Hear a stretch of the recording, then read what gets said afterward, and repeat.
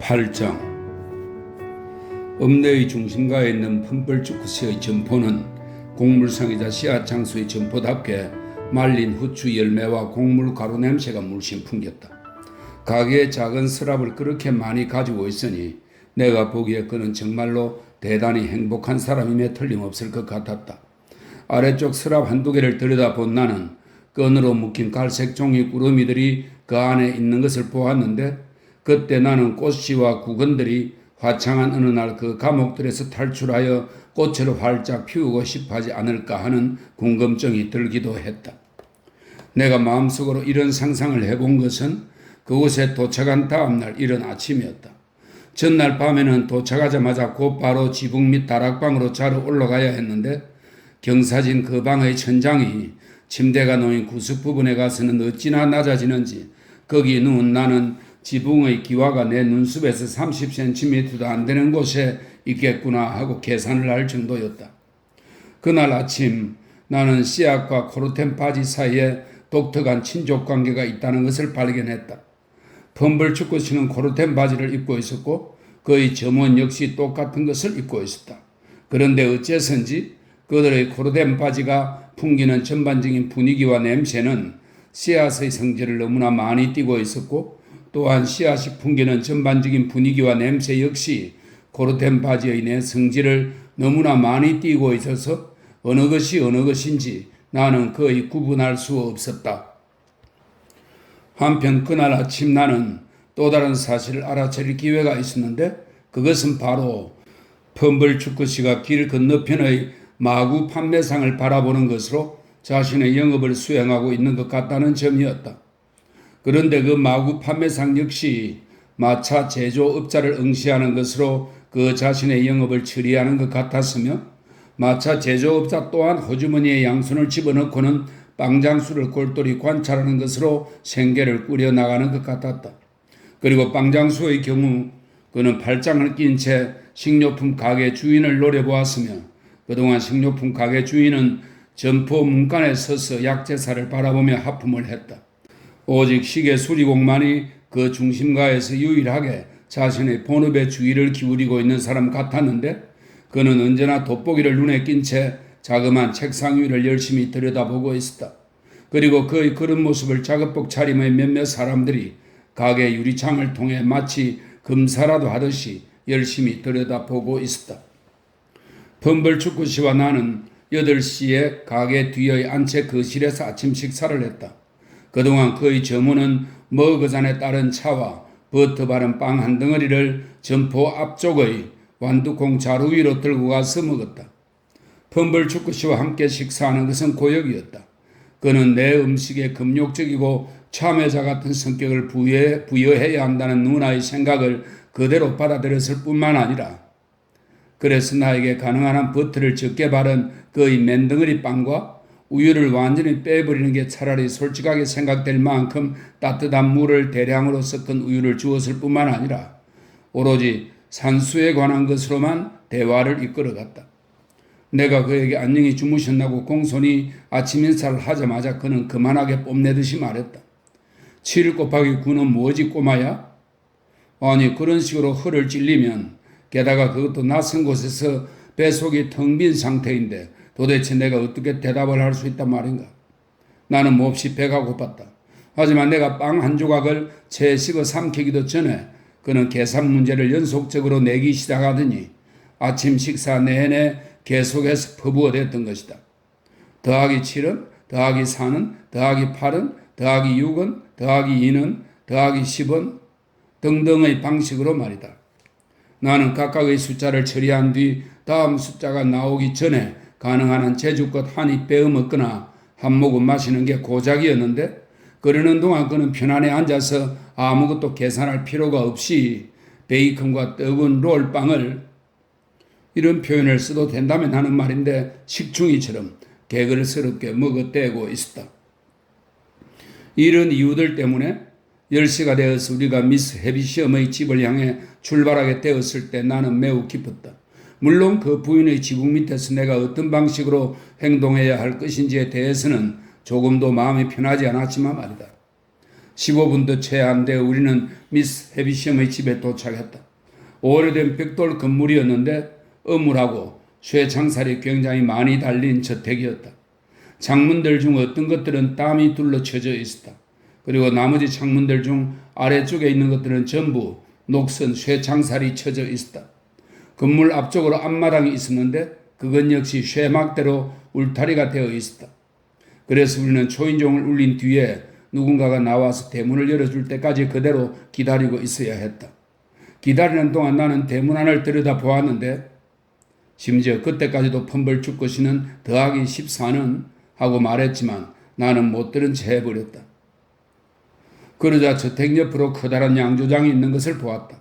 현재 거기서 양조가 행해지고 있는 기미는 없었으며 이미 오랫동안 양조를 전혀 한 적이 없는 것처럼 보였다.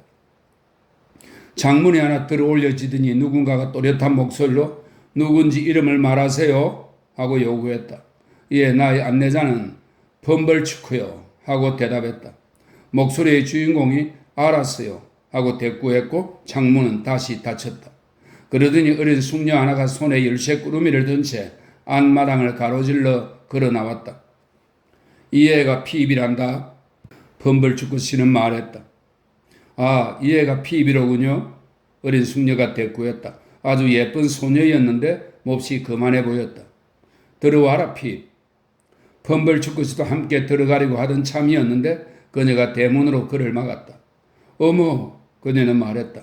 아저씨도 미스 해비시엄을 만나고 싶은 거였나요? 미스 해비시엄께서 혹시 날 만나고 싶어 하실까 해서 말이다. 펌벌추크 씨는 당혹스러운 표정으로 대답했다. 아, 그래요? 소녀는 말했다. 하지만 아시다시피 만날 생각이 없으시답니다. 그녀가 이 말을 너무나 딱 잘라서 재론의 여지가 전혀 없다는 듯이 말했기 때문에 펌벌추크 씨는 비록 체면이 온통 구겨지고 말았지만 아무런 항변도 하지 못했다. 그 대신 그는 나를 엄하게 한번 노려보고는 마치 내가 그에게 무슨 잘못이라도 한 것처럼 말이다. 비난에 찬 어조로 이렇게 말하면서 떠나갔다. 꼬마야, 너를 손수 키워준 분들한테 명예가 되도록 행동 잘내야 하느니라. 나는 그가 금세 다시 돌아와 대문의 쇠창살 사이로 더하기 16은 하고 질문을 던지지 않을까 하는 두려움을 떨칠 수 없었다. 하지만 그런 일은 없었다. 나의 어린 숙녀 안내자는 대문의 좌물쇠를 잠갔다. 그리고 우리는 앞마당을 가로질러 걸어갔다. 판석이 깔려있는 마당은 깨끗했지만 여기저기 틈새가 있는 곳마다 풀이 자라고 있었다. 마당에는 양조장 건물로 통하는 좁은 길이 하나 있었는데 이 길의 나무 출입문은 활짝 열려 있었고 그 사이로 양조장 내부 전체가 저만치 빙 둘러싼 높은 담장까지 훤히 드러나 보였다. 그곳은 완전히 텅 비어 있었고 사용되지 않았다. 차가운 바람이 그 안에서는 출입문 이쪽보다 더 춥게 부는 것 같았다. 바람은 울부짖는 듯한 날카로운 소리를 내며 양조장의 트여있는 쪽으로 불어 들어왔다 빠져나갔는데 그 소리는 마치 바다에서 배의 삭구에 들이치는 바람 소리처럼 들렸다. 소녀는 내가 양조장을 바라보는 것을 보고는 이렇게 말했다. 저기 지금 보이는 데서 양조된 독한 맥주는 모두 아무 탈 없이 마실 수 있단다 꼬마야. 글쎄 그럴 것 같군요 아가씨. 나는 수줍어하며 말했다. 하지만 지금 저기서 술을 양조하려고 하지 않는 게 좋을걸? 그랬다간 쉬어 터지고 말 테니까 말이야. 그렇게 생각하지 않니 꼬마야? 그렇게 보이는군요 아가씨. 그렇다고 누가 지금 저기서 양조를 하려고 한다는 뜻은 아니야. 그녀는 덧붙였다. 왜냐하면 양조장은 이제 완전히 문을 닫았거든. 저것은 앞으로 무너질 때까지 지금처럼 아무 것에도 사용되지 않은 채 그대로 서 있을 거야. 독한 맥주로 말하자면 지하 창고에 이미 이 매너하우스를 잠기게 하고도 남을 만큼 충분히 저장되어 있단다. 이 매너하우스는 대개 영주나 지주의 시골에 있는 큰 저택을 가리키는 명칭입니다. 그게 이 집의 이름인가요 아가씨? 이름 중에 하나란다 꼬마야. 그럼 이름이 여럿이란 말인가요 아가씨? 뭐 딱 하나 더 있을 뿐이야. 그건 세티스라는 이름인데 그리스인지 라틴인지 히브리어인지 아니면 그 셋을 다 합친 것인지 잘 모르겠지만 나한텐 다 마찬가지인데 아무튼 충분하다는 뜻의 단어란다. 그럼 충분한 집이 되겠군요. 나는 말했다. 좀 이상한 이름이군요 아가씨. 그래, 그녀는 대답했다. 하지만 그 말이 원래 의미하는 것은 그 이상이었단다. 이 집에 그 이름이 처음 붙여졌을 때 그 의미는 누구든지 이 집을 소유하는 사람은 더 이상 원하는 게 없을 것이라는 뜻이었단다. 내 생각에 그 당시 사람들은 참 쉽게 만족했음에 틀림없어. 하지만 꼬마야, 이제 그만 꿈을 대거라. 그녀는 아주 빈번하게, 그것도 칭찬과는 거리가 먼 아무렇게나 내뱉는 어투로 나를 꼬마라고 불렀지만 사실 그녀는 내 나이 또래 정도밖에 안 되어 보였다. 물론 여자아이인데다 아름답고 냉정할 만큼 침착했으므로 그녀는 나보다 훨씬 나이가 많은 것처럼 보였다. 그래서 그녀는 마치 자기가 21살이라도 된 듯, 그리고 여왕이라도 된 듯이 나를 무시하고 깔보았다. 우리는 연문을 통해 집으로 들어갔다. 정면의 커다란 출입문은 두 줄의 쇠사슬이 열십자로 바깥쪽에 둘러쳐져 있었다.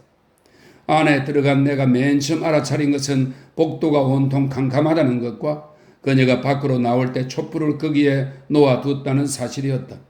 그녀는 촛불을 집어들었고 우리는 복도를 열어 지난 뒤 계단으로 올라갔다. 여전히 집안은 온통 깜깜했고 오직 촛불만이 우리를 비추어 주었다. 마침내 우리는 어느 방문 앞에 이르렀고 그녀가 말했다. 들어가렴. 나는 정중하게 하지만 수줍음을 더 많이 띠며 대답했다. 먼저 들어가세요, 아가씨. 그러자 그녀는 이렇게 대꾸했다. 바보같이 굴지 말거라 꼬마야. 난 안 들어가. 그러고는 경멸에 찬 표정으로 휙 걸어가 버렸는데 설상가상으로 촛불까지 들고 가버렸다. 이건 아주 난감한 상황이었으며 나는 또 무섭기까지 했다. 하지만 오직 방문을 두드리는 것밖에는 다른 수가 없었던지라 나는 방문을 두드렸다. 그러자 안에서 들어오라는 말이 들려왔고 나는 안으로 들어갔다. 꽤 커다란 방이었는데 여러 개의 촛불이 환히 밝혀져 있었다. 바깥에서 들어오는 빛이라고는 전혀 찾아볼 수 없었다. 가구들로 보건대 비록 처음 보는 형태에다 용도가 무엇인지 모르는 가구들이 많았지만 옷 갈아입는 방 같았다. 하지만 방에서 특히 눈에 띄는 것이 하나 있었는데 금박 테두리에 거울이 달린 테이블보가 씌워진 탁자였다. 나는 한눈에 그것이 지체 높은 귀부인의 화장대라는 것을 알아차렸다. 그 앞에 지체 높은 귀부인이 앉아있지 않았는데도 내가 어떻게 그렇게 금방 그 가구의 정체를 알아볼 수 있었는지 잘 모르겠다. 어떤 부인이 한쪽 팔꿈치를 탁자 위에 꿰고는 그 손으로 머리를 받친 채 안락의자에 앉아 있었는데 그때까지 그리고 그 이후로도 내가 본 가장 이상한 부인이었다. 그 부인은 훌륭한 옷감, 반짝이는 공단, 레이스, 비단 등으로 된 옷을 입고 있었는데 모두 하얀색이었다. 구두 역시 하얀색이었다. 그녀는 또한 하얀 면사포를 머리에서부터 길게 늘어뜨리고 있었으며 신부용 꽃을 머리에 꽂고 있었다. 하지만 머리카락은 백발이었다. 그녀의 목과 양손에는 눈부신 보석들이 광채를 번뜩이고 있었으며 화장대 위에도 보석 몇 개가 광채를 바라며 놓여 있었다. 그녀가 입고 있는 것보다는 덜 화려한 옷들과 반쯤 짐을 꾸린 여행 가방들이 주변 여기저기 널려 있었다. 그 부인은 옷차림을 완전히 갖추어 입은 상태가 아니었다. 구두를 한 짝밖에 신고 있지 않았고 나머지 한 짝은 화장대 위의 팔 근처에 놓여 있었다. 면사포도 절반 정도만 제대로 달려 있었으며 줄 달린 시계도 아직 차지 않은 상태였다. 그리고 가슴에 달 레이스 장식을 비롯해 다른 자잘한 장신구들과 손수건, 장갑, 꽃다발, 기도서 등이 온통 뒤엉킨 채 거울 주변에 어지럽게 쌓여 있었다. 사람들이 보통 생각하는 것보다 많은 것들을 내가 처음 잠깐 동안에 알아보긴 했지만 그 잠깐 동안에 내가 이 모든 것들을 다 알아본 것은 아니었다. 하지만 내 눈에 띈 그 하얀색이어야 할 모든 것들이 본래는 분명 하얀색이었지만 이미 오래전에 광택을 잃고 색이 발해서 누렇게 되어버린 것이라는 점만은 나는 분명히 알아보았다.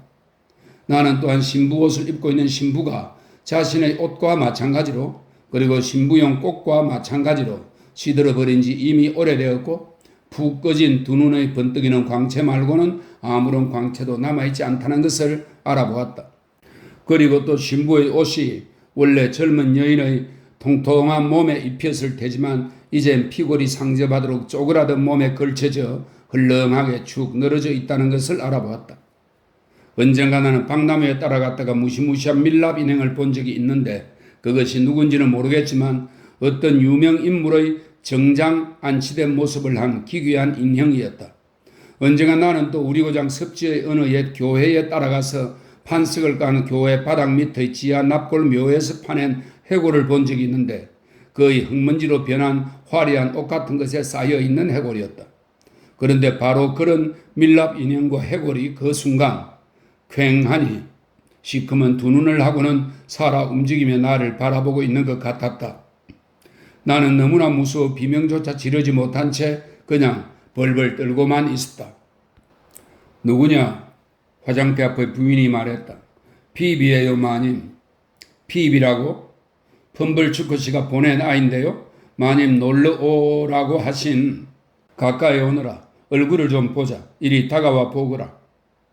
그녀의 시선을 피하며 그 부인 앞에 가만히 서 있는 동안 나는 비로소 주변의 사물을 자세히 살펴볼 수 있었다. 화장대 위의 시계는 9시 20분 전에 멈춰 있었고 방 안의 괴종시계 역시 9시 20분 전에 멈춰 있었다. 나를 쳐다보거라. 미스 헤비셔먼 말했다. 너가 태어난 이래로 태양을 전혀 본 적이 없는 여자를 너 무서워하지 않겠지? 말하기 부끄럽지만 나는 네, 안 무서워요 하고 엄청난 거짓말이 담긴 대답을 두려움 없이 하고 말았다. 여기 내가 지금 만지고 있는 것이 무엇인지 아니? 그녀는 두 손을 왼쪽 가슴팍에 포개어 얹어 놓으며 말했다. 네, 알아요, 마님. 그것을 보자 나는 예의 그 무서운 청년 생각이 났다. 내가 만지는 게 뭐지 그럼? 가슴이요. 찢어진 가슴이란다. 그녀는 그 말을 매우 진지한 표정으로 강하게 힘주어서 그리고 일종의 자랑하는 듯한 기묘한 미소를 띠면서 말했다. 그리고 난 뒤 그녀는 얼마 동안 두 손을 그대로 가슴에 대고 있다가 마치 무거운 돌이라도 드러내듯이 천천히 손을 떼어냈다. 난 지쳤단다. 미스 헤비셔먼 말했다. 기분 전환이 필요해. 그런데 세상 사람들과는 관계를 끊었지. 자, 놀아보거라. 아무리 반박하기 좋아하는 독자라도 충분히 인정할 것이라고 생각하는데 그녀가 그 상황에서 불행한 소년에게 지시할 수 있는 것 중 이것보다 더 행하기 어려운 것은 아마 이 넓은 세상에 하나도 없을 것이다. 난 때때로 병적인 기분에 사로잡힌단다. 그녀는 말을 이었다. 그런데 요즘은 어떤 놀이 같은 것을 보고 싶은 기분이야. 자, 어서. 오른손 손가락들을 짜증스럽게 흔들어대면서 그녀는 말했다. 놀아봐라. 놀아. 어서 놀아봐. 당장이라도 눈앞에 누나가 나타나 나를 죽도록 혹사할 것 같은 두려움에 사로잡히면서 나는 한순간 펌블추크의 이륜마차 흉내를 내며 방 안을 뛰어 돌아다녀 볼까 하는 필사적인 생각을 해보았다. 그러나 아무래도 그 연기를 해낼 수 있을 것 같지 않다는 느낌이 들어 나는 단념하고 말았다. 그러고는 미스 헤비션만 빤히 바라보며 서 있었는데 그것이 그녀에게는 완고한 모습으로 보인 것 같았다. 왜냐하면 우리가 한참 동안 서로를 쳐다보고 났을 때 그녀는 이렇게 말했기 때문이다. 넌 부르퉁하고 고집센 아이로구나? 아니에요, 마님. 마님께 대단히 죄송해요. 갑자기 막 놀이를 하려니 못하겠어요. 대단히 죄송해요. 마님께서 저에 대해 불평을 하시면 저는 우리 누나한테 야단을 맞을 것이기 때문에 할 수만 있다면 저는 시키는 대로 하고 싶어요. 하지만 여긴 너무나 새로운 곳인데다 너무나 낯설고 또 너무나 훌륭하며 게다가 또 너무나 우울한 내가 너무 말을 많이 하는 것 같다는 아니 이미 너무 말을 많이 했다는 두려움에 사로잡혀 나는 말을 멈추었다. 그리고 우리는 다시금 서로를 빤히 쳐다보았다. 얼마 후 다시 말을 시작하기 전에 그 부인은 나한테서 시선을 거두고는 자신이 입고 있는 옷과 화장대 그리고 마지막으로 거울에 비친 자신의 모습을 차례로 바라보았다. 저 아이한테는 저토록 새로운 곳인데 그녀는 중얼거렸다. 나한테는 너무나 오래된 곳이야. 저 아이한테는 저토록 낯선 곳인데 나한테는 너무나 익숙한 곳이야. 하지만 우울한 것은 우리 둘 다에게 똑같군. 에스텔레를 부르거라. 그녀가 여전히 거울에 비친 자신의 모습을 바라보고 있었으므로 나는 그녀가 여전히 혼자 중얼거리고 있는 것으로 생각하고는 가만히 서 있었다. 에스텔레를 부르라니까? 그녀는 나를 휙 쏘아보며 되풀이했다. 그것도 못한다고 하진 않겠지. 에스텔레를 부르거라. 문으로 가서 말이야. 낯선 저택의 어딘지 모를 복도에 서서 보이지도 않고 대답도 없는 경멸에 가득 찬 소녀에게 어둠 속에서 에스텔러 하고 외쳐대는 것은, 그것도 그녀의 이름을 그렇게 소리쳐 불러대는 참으로 불손하고 무지막지한 행동을 하고 있다고 느끼면서 그러는 것은 명령에 따라 노는 일만큼이나 곤혹스러운 일이었다. 하지만 그녀는 마침내 대답을 했고 그녀의 촛불이 캄캄한 긴 복도를 따라 별빛처럼 다가왔다. 미스 해비시엄은 손짓으로 그녀에게 가까이 다가오라고 했다. 그러더니 화장대에서 보석 하나를 집어들고는 그것을 그녀의 아직 애띤 하얀 가슴과 예쁜 갈색 머리카락에 갖다 대며 잘 어울리는지 살펴보았다. 언젠가 너희 것이 될 거다. 얘야, 잘 사용하도록 하거라. 자, 이 아이하고 카드 놀이를 좀 해보거라. 이해하고요? 아니, 얜 천한 막노동꾼 소년이잖아요? 내가 얼핏 듣기에 미스 해비시엄은 정말로 그렇게 대답했다고 믿기가 좀 어려운 것이었는데, 그게 뭐 어때서 저의 가슴을 찢어지게 하면 되잖니? 라고 대답하는 것 같았다. 할 줄 아는 게 뭐니 꼬마야? 더할 나위 없이 지독한 경멸을 드러내며 에스텔러가 나에게 물었다. 거지로 만들기밖에 몰라요, 아가씨. 이 거지로 만들기는 주로 어린이들이 하는 카드 놀이로 숫자가 같거나 짝을 이루는 카드를 상대방이 내놓지 못하면 카드를 따가는, 그래서 상대방의 카드를 다 따서 거지로 만들면 이기는 놀이입니다. 거지로 만들기밖에 몰라요, 아가씨. 저 아이를 거지로 만들어 보렴. 미스 해비시엄이 에스텔레에게 말했다. 그리하여 우리는 앉아서 카드 놀이를 시작했다. 방 안의 모든 것이 화장대 위의 시계와 괴종시계와 마찬가지로 오래전에 멈춰버렸다는 것을 내가 이해하기 시작한 것은 바로 그때였다. 나는 미스 해비시엄이 아까 그 보석을 집었던 바로 그 자리에 정확히 다시 내려놓는 것을 알아차렸다. 에스텔레가 카드를 나눠주고 있을 때 나는 화장대를 다시 흘끗 바라보았는데 거기 놓여있는, 한때는 하얀색이었지만 이제 누렇게 바랜 구두가 한 번도 발에 신긴 적이 없다는 것을 알아차렸다. 나는 그 구두를 신었어야 할 발을 내려다 보았는데 그 발에 신겨있는, 역시 한때는 하얀색이었지만 이제 누렇게 바랜 긴 비단 양말이 바닥에 닿아 느들느들해진 지 이미 오래라는 것을 알아차렸다. 모든 것이 이렇게 정지되어 있지만 않았다면, 모든 물건들이 이렇게 창백하니 퇴색한 상태로 정지되어 있지만 않았다면 푹 꺼지고 쭈그러든 육체 위의 그 빛바랜 신부 옷조차도 그토록 시체 위의 수위처럼 보이지 않았을 것이며 그 긴 면사포조차도 그토록 시체 싸는 천처럼 보이지 않았을 것이다. 우리가 카드 놀이를 하는 동안 그 부인은 그렇게 시체처럼 앉아 있었는데 그녀의 신부 옷에 달린 주름 장식과 다른 장식물들은 마치 흙으로 된 종이처럼 보였다. 나는 그 당시 이따금 고대에 매장된 시체들이 발견되어 외부의 빛에 뚜렷하게 드러나는 순간 즉시 가루가 되어 부스러진다는 사실을 전혀 알지 못했다. 하지만 후에 그것을 알게 된 뒤로는 당시 미스 해비시엄은 자연의 태양빛이 방 안으로 들어와 그녀에게 닿는 즉시 흙먼지로 부스러져 버릴 존재처럼 보였음에 틀림없다고 자주 생각하곤 했다. 얘는 네이버를 잭이라고 불러요. 얘 말이에요. 에스텔레는 잔뜩 경멸하며 말했다. 첫 게임이 끝나기도 전이었다. 그리고 저 거친 손 좀 보세요. 또 저 두껍고 흉한 구두 좀 보세요. 나는 내 손이 부끄럽다는 생각을 전에 한 번도 해본 적이 없었다. 하지만 그 순간부터 나는 내 양손을 아주 질이 나쁜 두 짝의 물건처럼 여기기 시작했다. 나에 대한 소녀의 멸시는 너무나 강렬해서 다른 사람에게 전념이 될 정도였는데 바로 나 자신이 거기에 전념되어 버린 것이었다. 그녀가 게임에서 이겼다. 그래서 내가 카드를 나눠주었는데 나는 잘못 나누고 말았다.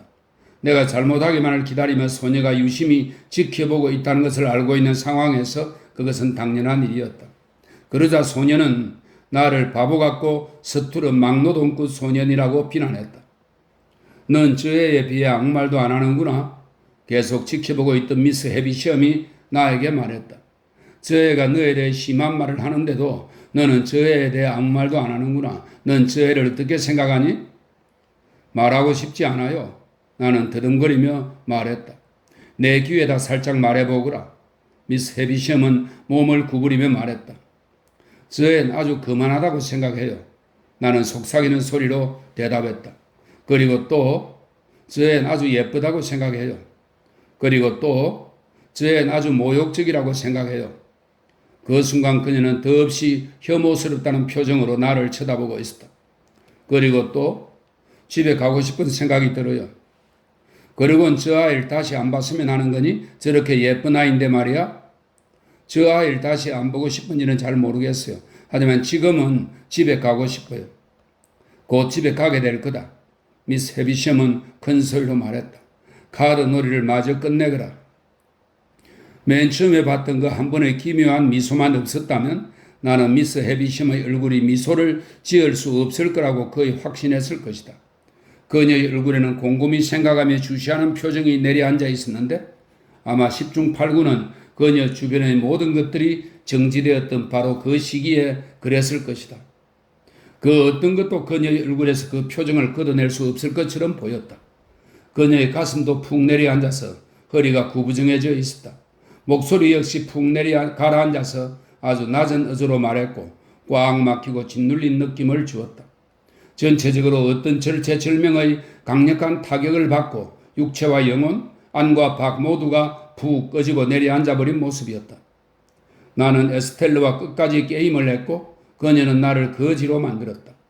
카드를 전부 다 땄을 때 그녀는 마치 그것들이 나한테서 딴 것들이기 때문에 경멸스럽다는 듯이 카드들을 화장대 위에 내 던져버렸다. 너가 언제 다시 여기 오면 좋을까? 미스 헤비셴이 말했다. 가만히 있어보자. 내가 그녀에게 오늘이 수요일이라는 사실을 일깨워 주려고 했을 때 그녀는 오른손 손가락들을 아까처럼 짜증스럽게 흔들어 대면서 나를 제지했다. 그만두거라. 나는 요일이니 날짜 따윈 전혀 모른다. 1년 중 몇 주가 되었는지 하는 건 난 전혀 관심 없다. 엿새 후에 다시 오너라 알겠니? 네 마님. 에스텔르야, 저 아이를 아래로 데리고 가거라. 먹을 것을 좀 주렴. 그리고 먹는 동안 주위를 구경하며 돌아다니게 해주거라. 자, 가거라 핍. 올라올 때 그랬던 것처럼 나는 에스텔르의 촛불을 따라 아래로 내려갔다. 소녀는 아까와 똑같은 자리에 촛불을 다시 세워놓았다. 그녀가 연문을 열 때까지 나는 따로 생각해 보거나 하는 것 없이 그저 시간이 당연히 밤일 거라고 믿고 있었다. 그래서 갑자기 쏟아져 들어오는 햇빛 때문에 나는 당황하고 말았는데 꼭 촛불이 켜진 그 이상한 방에 아주 오랜 시간 머물러 있다가 나온 것 같은 느낌이었다. 여기서 기다리고 있거라 꼬마야. 에스텔르는 말했다. 그리고 문을 닫고 사라져버렸다. 안마당에 혼자 남게 된 틈을 타서 나는 내 거친 손과 투박한 구두를 살펴보았다. 나 이 부속물들에 대한 내 평가는 호의적이지 않았다. 그 이전에는 그것들에 대해 괴로워한 적이 한 번도 없었다. 그러나 이제 나는 그것들을 비천한 종속물로 여기며 괴로워하게 되었다. 나는 조에게 네이브라고 불러야 할 그 그림 있는 카드들을 왜 잭이라고 부르도록 가르쳐 주었는지 물어보기로 작정했다. 조가 좀 더 훌륭한 교육을 받았더라면 좋았을 텐데 그랬더라면 나도 그렇게 훌륭한 교육을 받았을 텐데 하는 아쉬움이 들었다. 에스텔라는 약간의 빵과 고기 그리고 자그마한 머그잔에 따른 맥주를 가지고 돌아왔다. 그녀는 머그잔을 마당의 판석 위에다 내려놓고는 쳐다보지도 않은 채 빵과 고기를 나에게 주었는데 마치 내가 눈밖에 난 혐오스러운 개라도 되는 것처럼 멸시하는 태도였다. 나는 너무나 심한 굴욕감, 마음의 상처, 모멸감, 불쾌감, 분노, 서글픔 그 쓰라린 감정을 뭐라고 표현해야 할지 적절한 말이 떠오르지 않는다. 그건 아마 하나님만이 아실 것이다. 이런 감정을 느낀 나머지 눈물이 핑 돌기 시작했다. 눈물이 솟아올라 내 눈에 괴는 순간 그녀는 나를 헐끗 바라보며 자신이 그 원인이라는 것을 기뻐하는 표정을 지었다. 나는 오기가 나서 눈물을 꾹 참고 그녀를 쳐다보았다. 그러자 그녀는 경멸하듯이 고개를 휙 한번 젖혀 보이고는 하지만 내가 심하게 상처받았다는 것을 분명히 확인했다는 의식을 드러내는 듯하며 나를 놔두고 가버렸다. 그러나 그녀가 사라졌을 때 나는 얼굴을 숨길 곳이 없나 하고 주위를 둘러보았다. 그리고 양조장을 통하는 작은 길의 출입문 한쪽 뒤로 숨어 들어가서 팔을 담벼락에다 대고 이마를 댄 뒤 울기 시작했다. 나는 담벼락을 발로 걷어차고 머리카락을 심하게 쥐어뜯으며 울었다. 비참한 심정이 너무나 사무치고 형언할 수 없는 상처가 너무나 쓰라려서 무언가 중화작용이 나한텐 필요했던 것이다. 우리 누나의 양육 방식은 나를 예민하게 만들었다. 아이들이 누구한테 양육을 받든지 간에 아이들이 존재하는 조그만 세계에서 부당한 처사만큼 아이들에게 예민하게 인식되고 세세하게 느껴지는 것은 없다. 아이에게 가해지는 부당한 처사가 그저 조그만 것에 불과할 수도 있다. 하지만 아이는 작은 존재이고 아이의 세계도 작다. 그리고 그런 작은 세계에서 아이의 흔들목마는 비율로 칠 때 우락부락한 아일랜드 사냥개만큼이나 크다랗고 높이 솟는 존재로 보이는 법이다.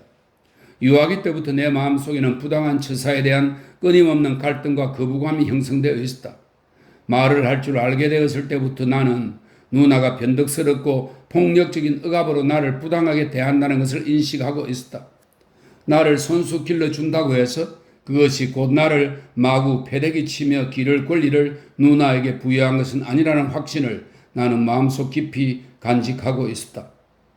내가 당한 그 모든 처벌과 구박, 밥 굶기와 잠 못 자기, 그리고 참회를 강요하는 그 밖의 여러 고행들을 통해 나는 이 확신을 키워나갔으므로 내가 정신적으로 소심하고 매우 예민하게 된 주된 원인은 바로 혼자서 아무런 도움도 받지 못한 채 이 확신을 늘 가슴에 품고 살아간 탓에 있다고 믿는다.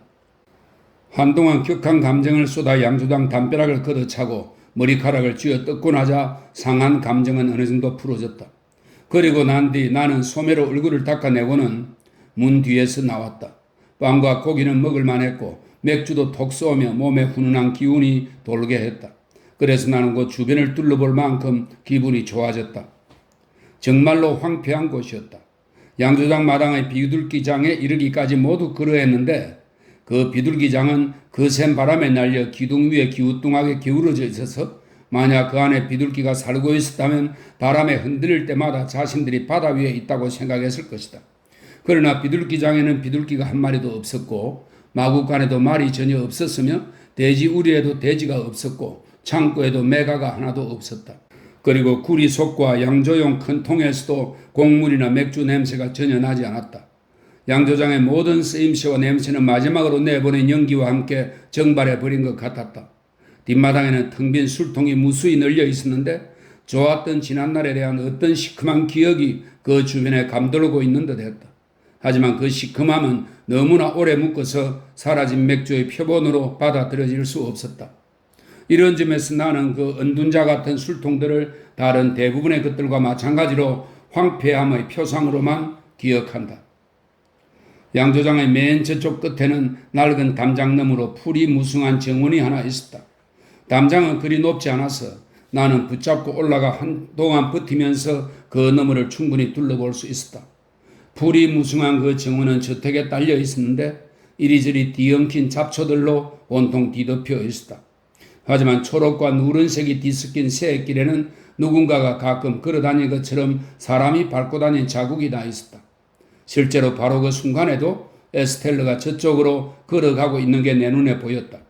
하지만 에스텔러가 존재하지 않는 곳은 없는 것처럼 보였다. 내가 술통들이 일으킨 유혹을 이기지 못하고 그 위를 걸어다니기 시작했을 때 언제 나타났는지 바로 그녀가 마당 저쪽 끝에서 술통 위를 걷고 있는 것이 내 눈에 띄었다. 그녀는 나에게 등을 보이고 아름다운 갈색 머리카락을 양손으로 펼쳐들고 있었는데 한 번도 주위를 돌아보지 않고 그대로 걸어가 곧바로 내 시야에서 사라져버렸다. 양조장 건물, 바닥에 판석이 깔려있는 높고 넓은 장소로 예전에 맥주를 만들었던 곳을 말하는데 그곳에는 아직도 양조용 용기들이 남아있었다.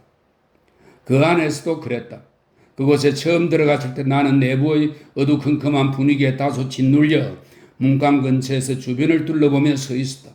그런데 바로 그때 나는 또 그녀가 불 꺼진 화로 사이를 지나서 어떤 가벼운 철제 계단을 올라가더니 머리 위 높은 곳에 있는 난간을 통해 마치 하늘로 올라가듯이 밖으로 나가는 것을 보았던 것이다. 내가 이상한 환상을 본 것은 바로 그곳, 바로 그 순간이었다. 정말로 이상하게 여겨진 환상이었는데 그것은 그 후 오랜 뒤에도 똑같이, 아니 더욱 이상하게 생각되었다. 나는 눈부시게 하얀 바깥빛을 올리다 보느라 약간 침침해진 내 시선을 오른편 가까운 데로 돌려 건물의 낮은 천장 모서리에 있는 커다란 나무 대들보 하나를 문득 쳐다보게 되었다. 그런데 바로 거기에 어떤 사람이 목이 매달린 채 달려 있는 것이었다. 누렇게 바랜 흰 옷을 온몸에 걸치고 구두를 한쪽 발에만 신고 있는 형상이었다. 매달린 그 모습이 너무나 뚜렷해서 나는 그 옷의 빛바랜 가장자리 장식들이 흙으로 된 종이 같다는 것과 얼굴이 바로 미스 해비셴의 얼굴인데 마치 나를 부리려고 애쓰기라도 하는 것처럼 앞면 전체를 움찔거리고 있다는 것을 알아볼 수 있었다. 그 형상을 본 공포로 인해 그리고 한순간 전까지만 해도 분명 그것이 거기 없었다는 확신으로 두려워하며 나는 처음에 그 형상에게서 달아났다가 곧바로 다시 그쪽으로 달려가 보았다. 그리고 다음 순간 내 공포는 최고조에 달했는데 그곳에 아무것도 보이지 않았던 것이다.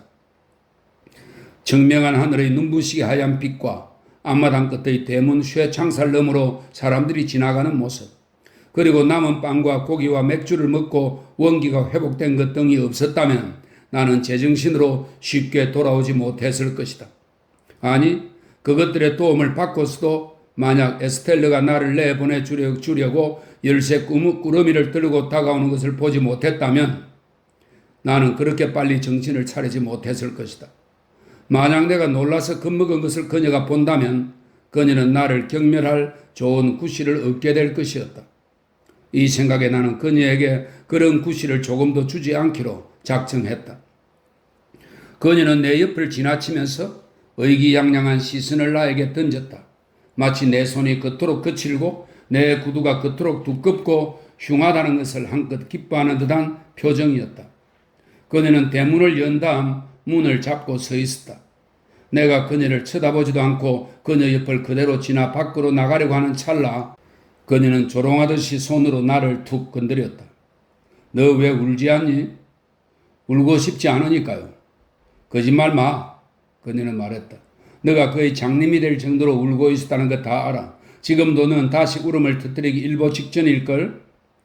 그녀는 경멸에 찬 웃음을 터뜨리더니 나를 밖으로 밀어낸 다음 곧바로 대문을 잠가버렸다. 나는 품벌 죽고서의 집으로 곧장 갔는데 그가 집에 없다는 것을 알고는 굉장히 안심했다.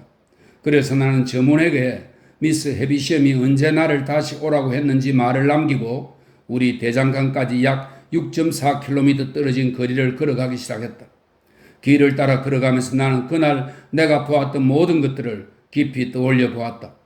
그리고 내가 천한 막노동꾼 소년이라는 점과 내 손이 거칠다는 것, 내 구두가 두껍고 흉하다는 것, 내 이불을 째기라고 부르는 천박한 습관을 내가 지니고 있다는 것, 내가 어제까지 생각하던 것보다 훨씬 무지하다는 것과 전체적으로 볼 때 내가 비천하고 불량한 존재라는 사실 등에 대해 곰곰이 생각해 보았다.